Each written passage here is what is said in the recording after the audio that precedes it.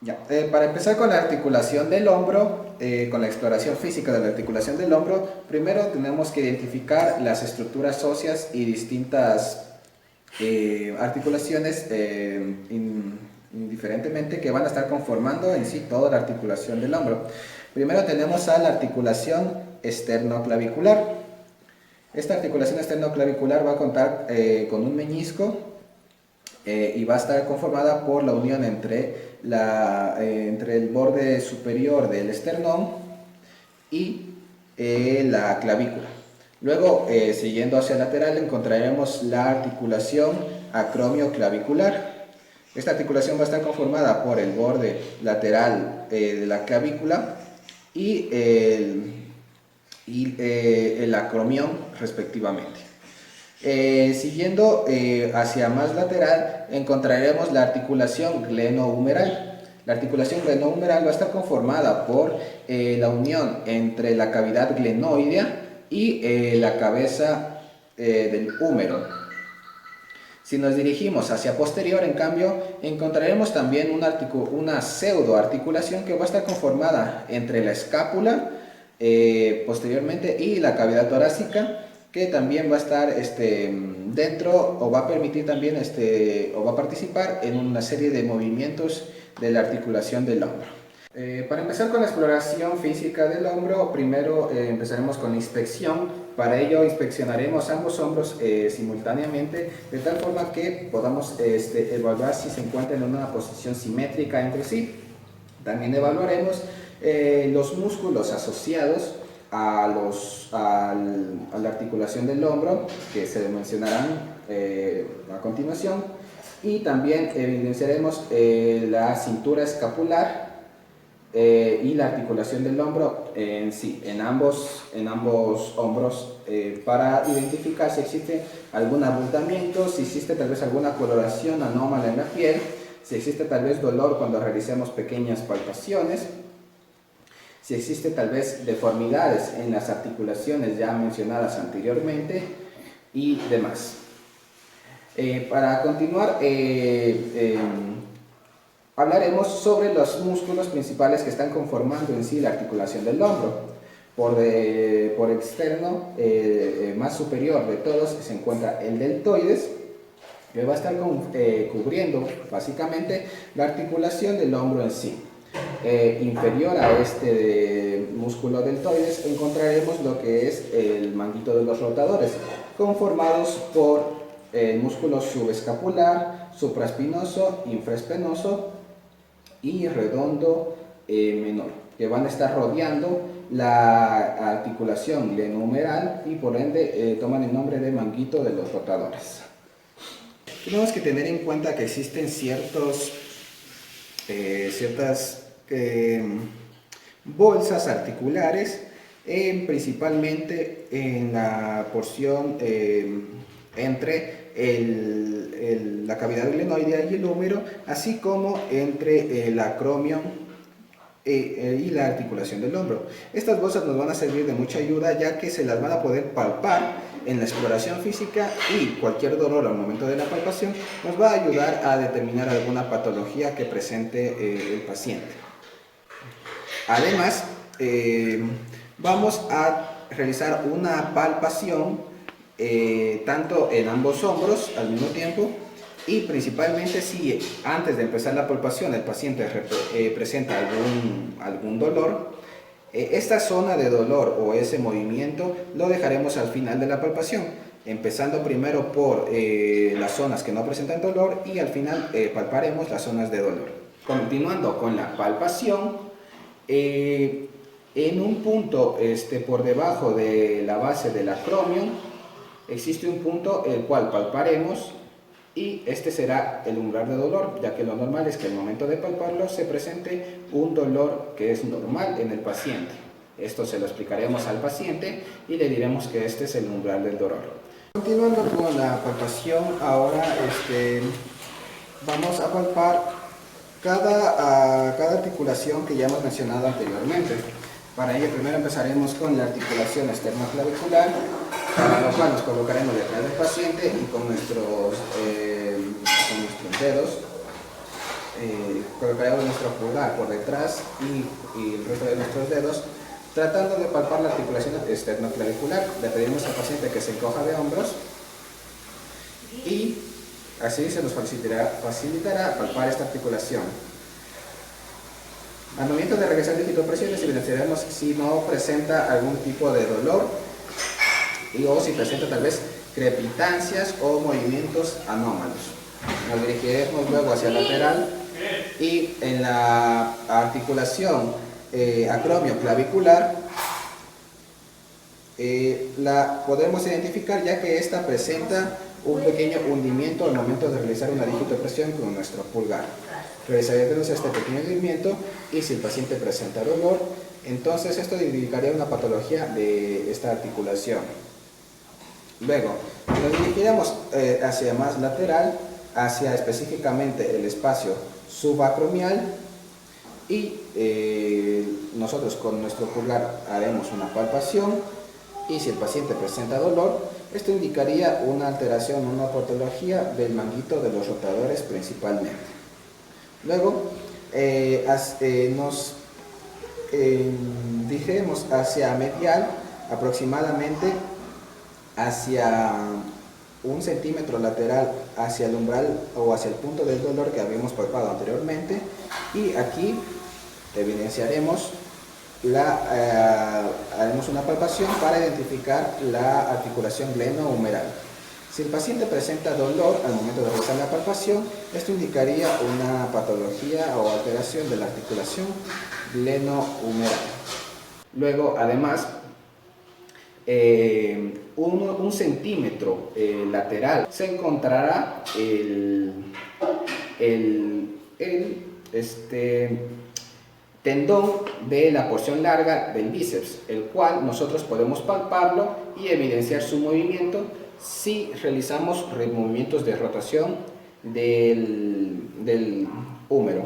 Para ello le pedimos al paciente que pegue su hombro al cuerpo y con nuestra mano la dejaremos caer aquí en todo el hombro y podremos palpar al momento de realizar movimientos de rotación el movimiento del tendón de la porción larga del bíceps. Si el paciente presenta dolor al momento de realizar esta maniobra o este movimiento, nos indicaría alguna patología en dicho tendón. Hay que tener en cuenta que existe un arco tendinoso en la articulación del hombro que está conformado principalmente por el tendón que va desde la espina, desde el proceso coracoides hacia la base del acromión y de la base del acromión, y por aquí va a estar relacionado también el músculo supraespinoso. Este arco entonces también va a estar en relación con el arco del dolor, del cual hablaremos a continuación. Este arco del dolor es una maniobra o es un arco que se va a presentar principalmente al momento de realizar en el paciente una aducción de su brazo. Para ello le pedimos al paciente que se ponga de pie y le pedimos al paciente que realice una aducción, o en este caso que eleve el brazo hasta por encima de la cabeza. Este es un movimiento de aducción. Este arco del dolor se presentará cuando el paciente llegue aproximadamente a los 70 grados y se mantendrá hasta llegar a los 100 grados, deteniéndose y cesando hasta continuar hacia encontrarse por arriba de la cabeza. Si el arco del dolor se encuentra entre los 70 y los 100 grados, esto indicaría principalmente una tendinitis del músculo supraespinoso, ya que la acción del supraespinoso va a encontrarse o va a estar hasta los 100 grados. Luego, pasando los 100 grados, ya no va a existir acción para elevar el brazo del músculo supraespinoso, por lo cual deja de doler. En cambio, si es que el paciente eleva el brazo hasta aproximadamente los 90 grados centígrados, hasta los 90 grados, perdón, y se mantiene el dolor continuando hasta pasar por encima de la cabeza, esto indicaría principalmente una una patología principalmente coracoacromial o osteoartritis coracoacromial. Esto es lo que se conoce como el arco del dolor. Ahora, continuando con la exploración física de la articulación del hombro, evaluaremos los grupos musculares que están conformando todas las gamas de movimientos que puede realizar la articulación del hombro. Empezaremos primero evaluando lo que es la flexión del hombro, la cual va a tener un rango de 180 grados. Para la flexión del hombro le pediremos al paciente que levante los brazos hacia adelante con las palmas mirando hacia abajo y como tiene un rango de 180 grados, le pediremos que lo realice hasta encima de la cabeza, con las palmas rectas hasta encima de la cabeza. Y aquí estaremos evaluando los grupos musculares que conforman el deltoides, el pectoral mayor, el coracobraquial y el bíceps braquial. Continuando, vamos a evaluar el movimiento de extensión del brazo. Para ello le pediremos al paciente que en posición normal se dirija el brazo hacia atrás hasta donde lo pueda realizar. Esto tendrá un rango de movimiento de 60 grados y participarán los grupos musculares que conforman el dorsal ancho en la espalda, en la región dorsal, el redondo mayor, el deltoides y el tríceps braquial del brazo. Continuando, evaluaremos el movimiento de abducción del brazo, que va a tener también un rango de 180 grados, un rango amplio. Para ello le pediremos al paciente que eleve el brazo hacia lateral hasta por encima de la cabeza. En este movimiento van a participar dos articulaciones. Hasta los 90 grados está participando la articulación glenohumeral y a partir de los 90 grados hasta los 180 grados va a comenzar a participar la articulación escapulotorácica. En estos grupos musculares están participando el supraespinoso, el deltoides y el serrato anterior.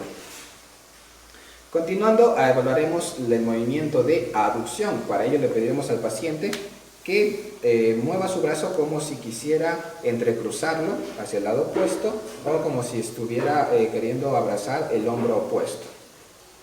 Este grupo muscular está conformado por el pectoral mayor, el coracobraquial, el dorsal ancho, el redondo mayor, igualmente en la región dorsal, y el subescapular